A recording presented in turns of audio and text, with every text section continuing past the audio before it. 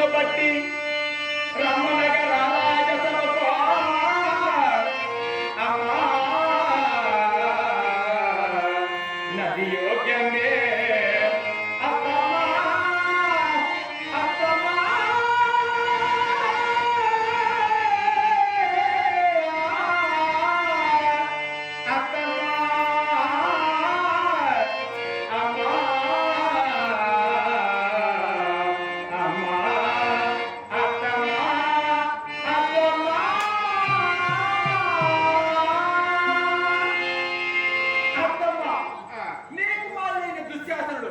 నన్ను రాబే పోవేని మితి మీరు మాట్లాడుతున్నాడు. ఇది ధర్మమా అత్తమ్మ?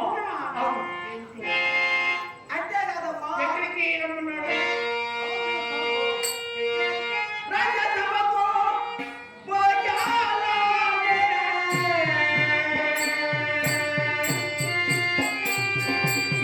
అత్తమ్మ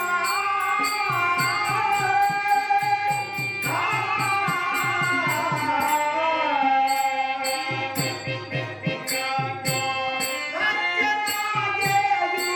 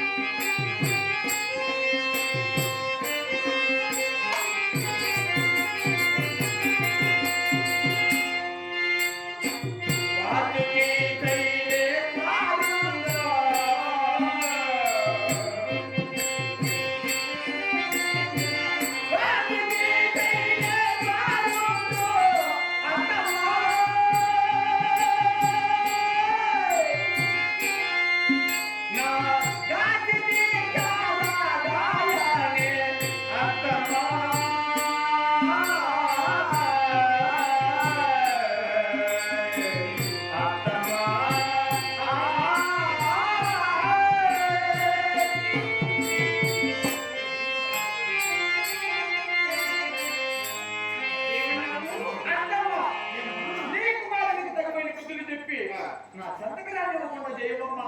ఇలా ప్రవర్తించరా అవును. దుర్మార్గుడా అవును అత్తమ్మ. వదిలేంటే తనతో సమానం ఎత్తుకున్నా అవును కదా. ఇలా ప్రవర్తన చేసి నేను ఈ రాజమండ్రిలో పెట్టుకున్నాడా అలాగే అత్తమ్మ. మరి ఆ, ఇక నీవు వెళ్ళి విశ్రాంతి చేసుకో వాడిని పిలిపించి తన బుద్ధులు చెప్పే బాధ్యత నేను అలాగే అత్తమ్మ. నేను కాపాడుతాను ఏం బాధపడకు అలాగే.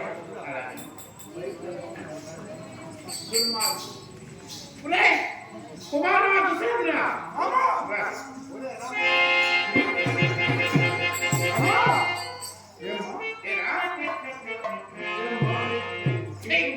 నీ ముక్కు చూడాలని సిగ్గుచేటుగా ఉంది ఏం తల్లి నేనెవరికి ద్రోహం చేసినా ఏమి మోసం చేసినా అది చెప్పుకున్నా రాజహారత పోగొట్టి ఇలా మట్టు కాదమ్మా, ఏం చేసినా రాజమర్యాదలను పోగొట్టాను కదా. అవును ఎందుకు చిన్న పేరు తెచ్చుకున్నావు కదరా ఎప్పుడమ్మా?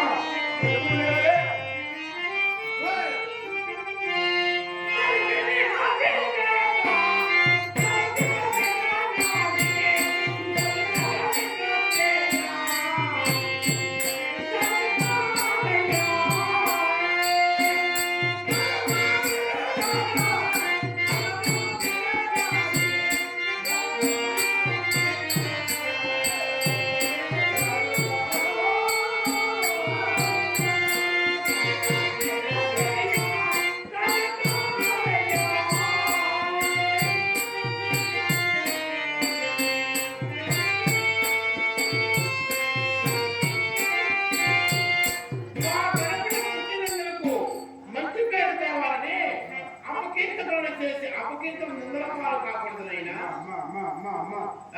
ఏనాడో ఎప్పుడో ఎక్కడ కానీ నేను ఎటువంటి తప్పు చేయలేదు.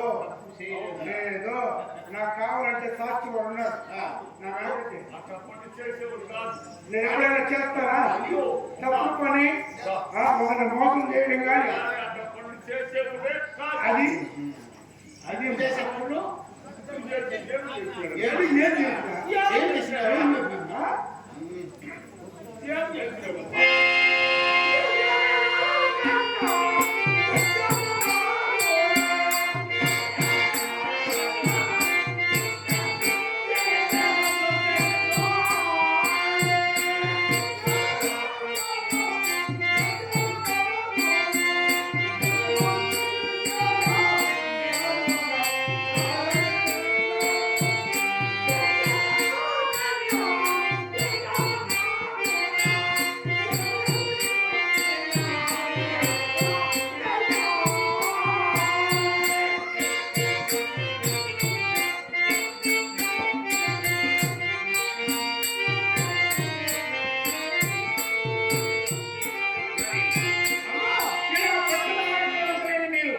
ఇలాంటి అపకీర్తనలు చేస్తుంటే అపకీర్తి లేదా అమ్మా, కాదమ్మా, పట్టు మర్యాద మీ దగ్గర నేర్చుకున్నానమ్మా. అవును నేను ఒకరికి అన్యాయం చేస్తానా? ఒకరికి అవమానం చేస్తానా? చేయమనే కదా నేను చెప్తున్నాను ఆ, మరి. పనిచేసేవాడు కాదు. కాదమ్మా, మరి ఎందుకమ్మా మరి ఈ మాట ఇప్పుడే వచ్చింది నీకు నేను ఊరికే ఇప్పుడు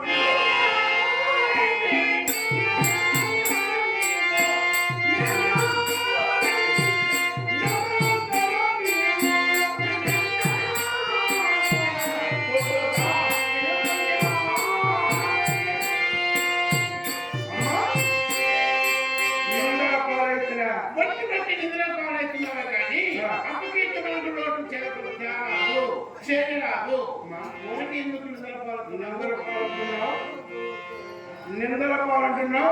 నేను చేసిన నేరమేమే? నువ్వు చేసే నేల పనులు చేసినా కూడా ఆ, అవి అలా కాదే ఆ.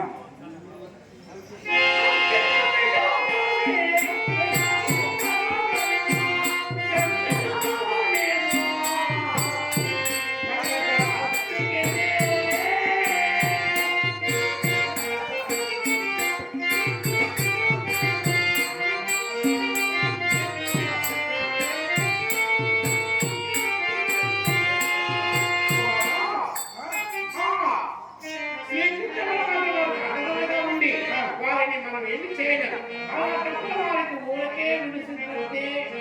మర్యాదగా ఉంటుంది. ఆ ద్రౌపదిని ఇలా గాలి పెట్టుట మర్యాద కాదు. అందువలన ఆమె ప్రతివ్రత స్త్రీ. ఎవరు? ద్రౌపద ద్రౌపది ప్రతివ్రతలను చేతముట్టిగా మనకు పాపం చుట్టుకుంటుంది. అమ్మా! ప్రతి ఒక్కరూ చేరుకుంటున్నా. ప్రతి ఒక్కరూ చేరుకుంటున్నా. ప్రతి దిగులంటి విగలమ్మ బలి బలి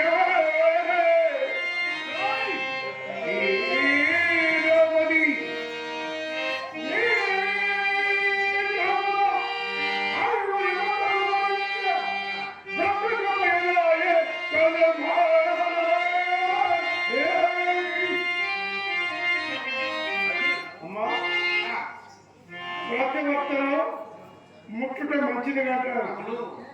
మరి ఇక్కడ పతివర్త ఎవరు? ఆ ద్రౌపదే. ద్రౌపది పతివర్త అవును అంటారు. అవును అవును అవును. ఒక అనుమానం, పతివర్త అనే ఆడదానికి ఎంతమంది ముగ్గురు? ఒకే భర్త. ఒకటే. ఒకటే కదా. అవును. మరి ఈ ద్రౌపదికి ఎంతమంది ముగ్గురు? 5 మంది ఉన్నారు. ఏ విధమైన పతివర్త?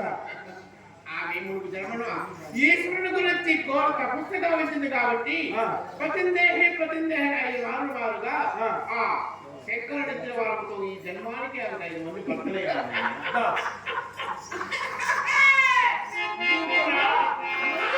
ఏమిటమ్మా నీ హేళన మాటలు? ఈశ్వరుడు ప్రత్యక్షమై ఈ ద్రౌపదికి వర్ణించాడు. అంటే నువ్వు కూడా ఆ ఈశ్వరుడు కూర్చుందా? సత్యం దేకి 10 మాటలు నీకు కూడా 10 మంది పెళ్ళాలు వచ్చేస్తా. చేసిన సమస్య కూర్చున్నా నాకేమన్నా 10 మంది వీళ్ళకి వారికి నేను బతుకు ఏమ్మా మర్యాదగా ఆమెను విడిచి వెళితే సరిపోయా. లేదనుకో మా సేవక సేవకులు కాదు, నీకు కాదు. అమ్మాయిలు పడిపోయిందండి ఈ గురించి ఒక మాట జరిగిన వృత్తాంతం చెప్తే అప్పుడు అమ్మగారికి నీవు రండి మాటలు ఎట్లా ఏమిరా జరిగినటువంటి వృత్తాంతం నీకు చెప్తా తదుపరి నీవు ఆలోచించాలి. మంచిదా చెడ్డదా పట్టువత్త పరగాక అనేది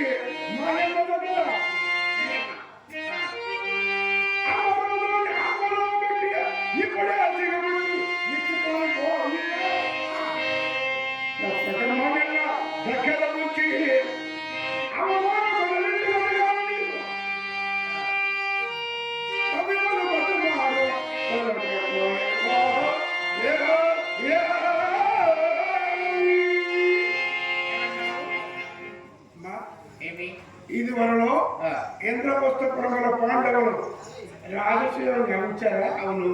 అట్టి రాజసూయ గారికి సకల దిగ్దేశాది సామంత్రాలు వచ్చారా?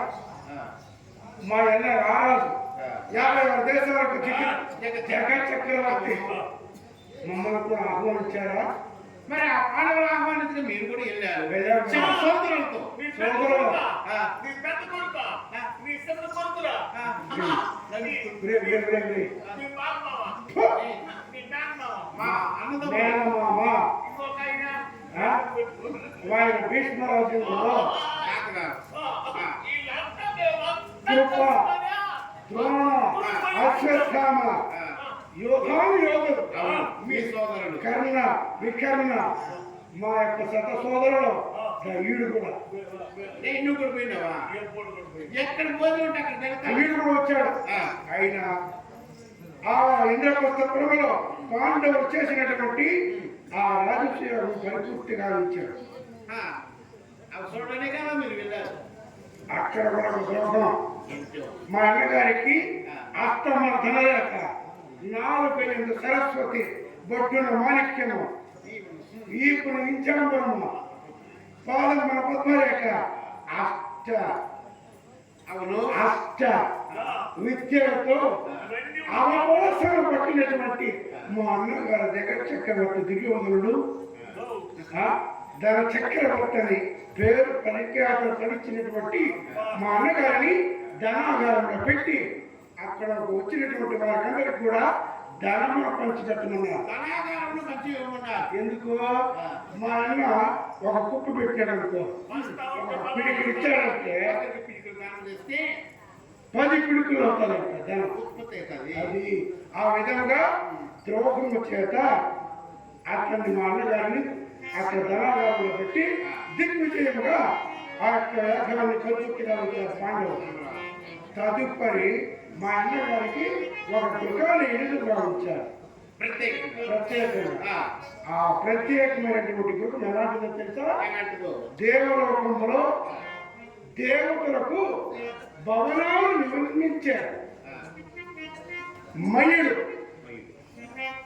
అట్టి మయుడిని భూలోకములకు పిలిపించి ఈ భూలోకముల శృంగారముగా, అందముగా, కనులకు ఇంపుగా, చాలా వైభవపేతముగా మయ సభ అనే పేరు పెట్టి మయుని చేత నిర్మించినటువంటి ఆ సభను మయ సభగా పేరు పెట్టి ఆ యొక్క నిర్మించారు. అటువంటి మందిరంలోకి మా అన్నగారిని ప్రవేశపెట్టారు. ఎంత ప్రేమ!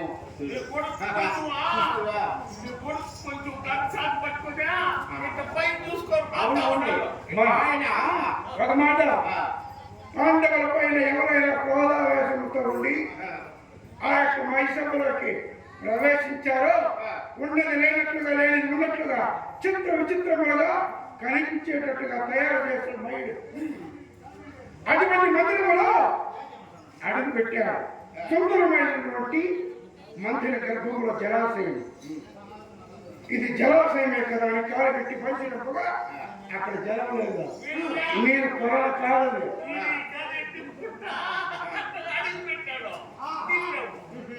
అప్పుడు మరి ఇలాంటి మరొకటి గృహంలో మందిరంలో ఇలాంటి జలాశయం ఉంది.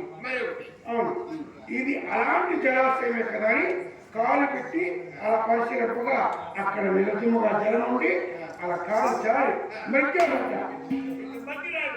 అంటే నిలుచుకొని అలా మరికాడు. కాస్త మరికినంత మాత్రం ఏమైపోయిందమ్మా, పైన పౌరం పైనటువంటి పాండవ పత్ని ఆ ద్రౌపద పంచకి వంచకి తన చరిత్రతో కూడుకొని ఈ జనంలో అంటే ఈ గుడ్డోని కొడుకు మా తండ్రి ప్రపంచానికే మా తండ్రిగారికి కనబడేది తెలుసు కదా, అందులో తెలుసు కదా. గుడ్డోడు గుడ్డోడు గుడ్డోడు గుడ్డోడు కొడుకు అన్నారు లేదా నువ్వు అంటున్నావు? వాడు చెప్తాడు.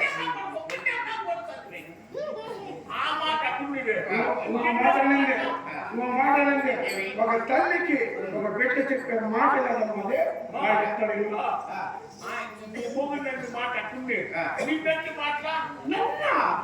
అవమానించిందా? నేను మొగుడి కింద కళ్ళు కనపడలేదని కన్న కంతలు కట్టుకొని మామిడి పైపు ట్యాక్ చేసినాడు. దాని అర్థం ఏమంటే చూసే సభ వారికేమో ప్రజలకేమో మహాపుద్ధివత్త సాత్వి ఈ గాంధారి పైకి పోయి నేల పైకి నాటి చేస్తాను. ఇంకో మాట వాడు చెప్తాడు. ఒక బిడ్డ కనొచ్చు, ఇద్దరిని కనొచ్చు, ఇద్దరిని కనొచ్చు, ముగ్గురిని కనొచ్చు. కడి పట్టు ముక్కలు పడుతుంది. లెక్క మందిలో కనొచ్చు కదమ్మా. 10 మంది పడతారు. అవునులే వాళ్ళు కలుపు. నువ్వు ఎలా ఏం జరిగింది? నువ్వు పట్టి తిట్టి కాబట్టి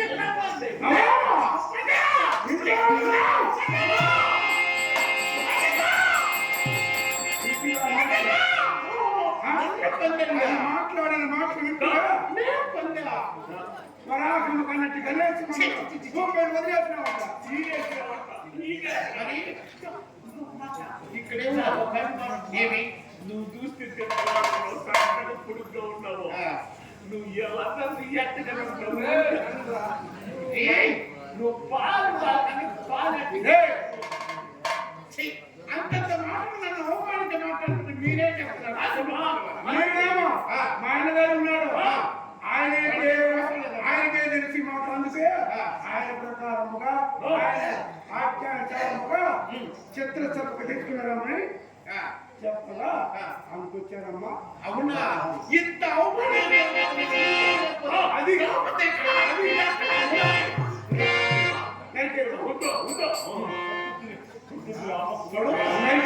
లోనికి వెళ్ళు. ఆ ద్రౌపదిని తీసుకుని వచ్చి ఇక్కడ నెట్టారనుకో రాజ్యసభలో రాలి. ఒక మాటమ్మా, నీ మాటలకు బదిలిచ్చి రాజ్యసభకు పొమ్మంటే వస్తుంది. మారని వెర్రవీకి మారాడినప్పుడు పక్కనే ఉంటా సోదర కుమారాను కుమారాణి